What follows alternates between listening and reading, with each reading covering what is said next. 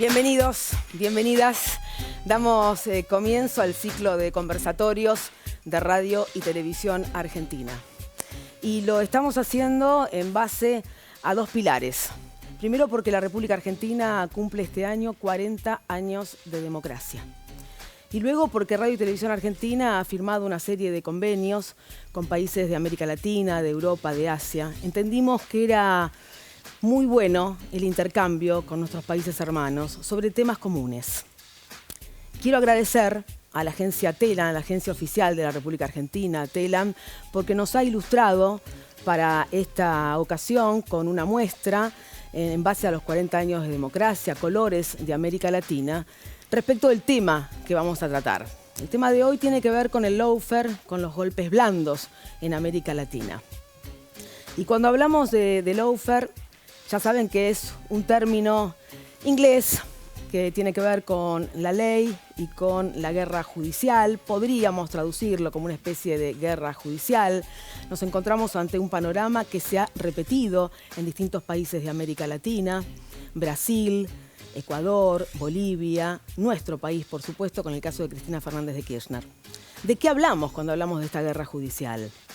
Porque no es solamente enfocarnos en el poder judicial. Y digo poder judicial y no justicia, y digo poder judicial y no digo todo el poder judicial, porque se centra en determinado sector, que persigue algún fin que lejos está de lo que conocemos como justicia o la aplicación del derecho.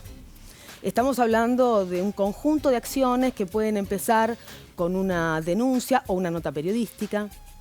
Alguien toma esa nota periodística y lo que hace es volcarla con una denuncia en el Poder Judicial, y allí se inicia un mecanismo que busca sacar de la cancha a un rival político, alguien que opina distinto, pero no por pensar distinto únicamente, alguien que opina distinto y que ha actuado en el mundo del poder, en el poder que tuvo, en base a tomar decisiones a favor de los más débiles, a favor del pueblo, a favor de los trabajadores y trabajadoras, por ejemplo.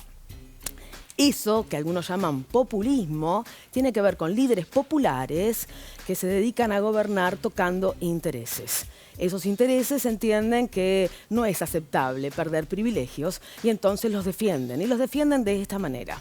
A veces es muy invisible el modo, a veces es complejo que nuestros ciudadanos y ciudadanas tomen en cuenta o logren destrabar ese mecanismo.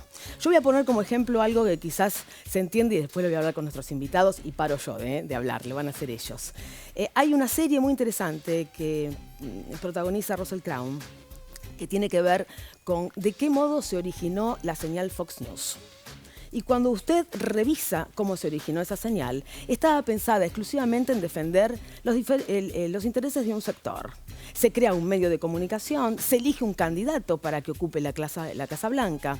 Para imponerlo, lo que se hace es sacarle del medio los obstáculos que pueda tener, es decir, posibles rivales. Sobre esos posibles rivales lo que se hace es desprestigiarlos, denunciarlos por corrupción o distintas otras cuestiones, sacarlos de la carrera presidencial para que llegue el candidato elegido por este sector de poder. Entonces nos enfrentamos una vez más al poder real. ¿Quién tiene el poder real y cuánto poder tienen estos líderes populares?